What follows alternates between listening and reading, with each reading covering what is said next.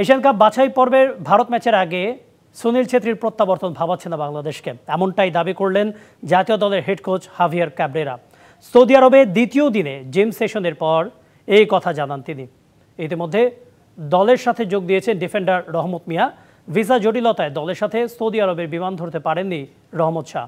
বৃহস্পতিবার রাতে তিনি দলের সাথে যোগ দেন।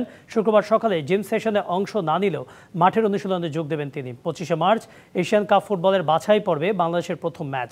সেই ম্যাচে প্রতিপক্ষ শক্তিশালী ভারতের বিপক্ষে লড়বে হাভিয়ার ক্যাব্রেরার দল।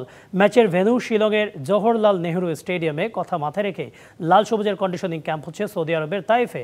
কন্ডিশনিং ক্যাম্পের মাঝেই 8 মার্চ সুদানের সাথে এটি প্রস্তুতি ম্যাচ খেলবে বাংলাদেশ। ইতোমধ্যে আমরা শুনেছি অবসর ভেঙে ভারতীয় দলে সুনীল ছেত্রী ফিরেছেন। সে দারুণ একজন ফুটবলার।